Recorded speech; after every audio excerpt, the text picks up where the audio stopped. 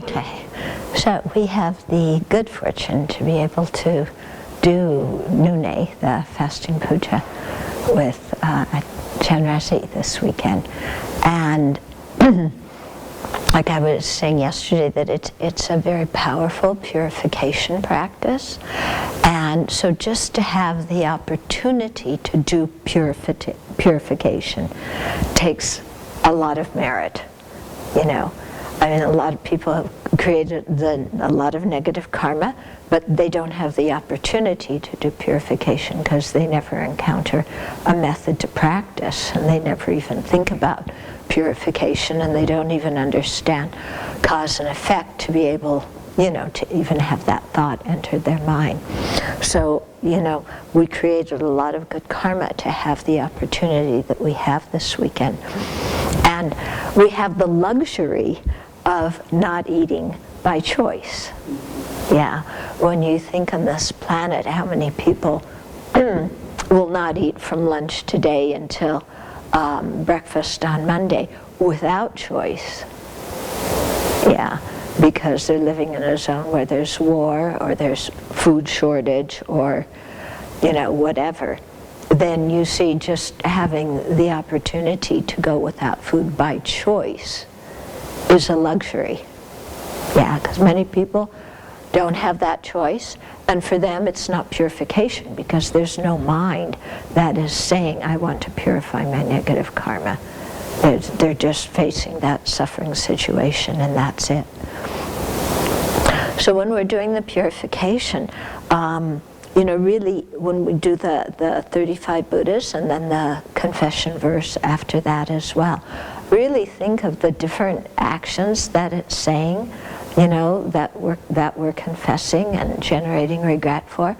We may not have done those in this life, but we've done them in previous lives, and so that karma is still on the mind stream. And so to really, you know, regret whatever I have done in previous lives, even if I can't remember specific actions, I regret it, and I determine not to do it again.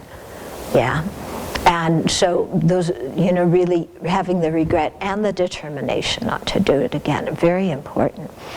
Some of those things that we're confessing, I remember at the very beginning, I would say, who would ever do that?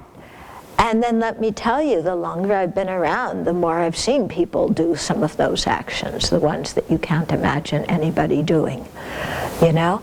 And so if you see your friends, you know, even doing some of those negative actions, then who knows what we've done in our previous life. Yeah, so, you know, if you remember this, then you have a lot of energy to do purification, and then, you know, if you experience a little bit of discomfort in the purification process, it's no big deal because you remember that, wow, if I didn't do this purification, the kind of suffering that this would ripen to would be just simply unbearable. So now, you know, I'm a little hungry or a little nauseous or whatever it is, that's really no big deal. Yeah, it's quite bearable. Yeah, and so in that way, you know, really, we turn our whole refuge to Chenrezig tomorrow.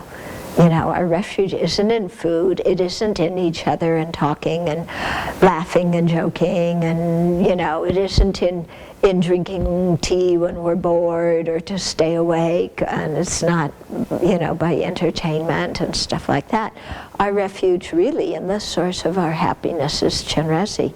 And so if you can really work on tomorrow just having a clear visualization of Chenrezig as much as you can, and if there's a particular part of his body, I know for me the eyes are really magical, and you know, if you gain a clear visualization of that and come back to that, it can really quiet the mind and remind you of the direction, you know, what your real refuge is, what you can really trust in samsara, you know, because worldly things are not trustable in samsara.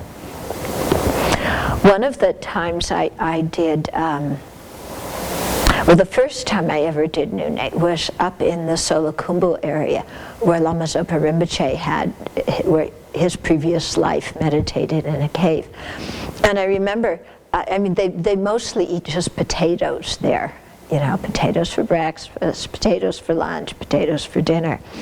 And in my family, you never went one day without eating. Never, you know. So here was a day we were going without eating, and I was going,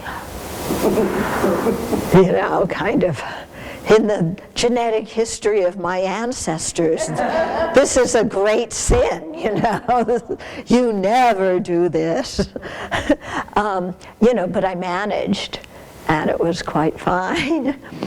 And then another time I did Nune in India. It was, we were doing it over the Vesak, the Buddha's Enlightenment Day. So that is usually in May or June. So it's just as in the pre-monsoon time when it is incredibly hot and humid. Unbearably hot and humid. And they had a little gompa in Dharamsala called Nune Gompa, because it's where they did Nune.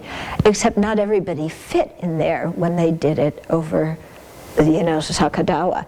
And so some of us had to go outside when we were doing the prostrations, you know, so in this heat and the humidity. And I was doing my prostrations. I was like 20-something at the time, next to this nun who I don't even know how old she was, 80-something probably. And watching her prostrate, you know, kind of go down slowly, go up slowly, without breaking, you know, the rhythm. I mean, it was slowly, but she was focused. It was like totally on Chenrezig. The sun, the heat, none of that mattered. You know, it was really quite remarkable, you know, to watch her do that. So it kind of gives you a lot of inspiration. You know, we don't have the heat here, we have the opposite, the cold. You know, either way, you're burning up hell karma. If it's hot, it's the hot hell karma you're burning up. If it's cold, it's the cold hell karma you're burning up. Yeah, so, you know, just to remember that, and to remember the, you know, we're in a long lineage of people who do this practice. I have some friends who, I think they might be doing it now, but they do 108 consecutive Nunes. Okay, which would mean, you know, like today and tomorrow, and then Monday, they break the fast a little bit in the morning, have lunch, and that would be all until Wednesday morning, when they break the fast and have lunch, and that's all until Friday morning. And they do 108 sets.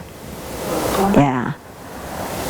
So, we should rejoice in what they're doing. They say if you rejoice in others' virtue, you accumulate some of it. So, you know, to really rejoice. So it's quite amazing to do that. And I think Lama Zopa Rinpoche benefacts part of it, because he really appreciates what they're doing so much. Okay.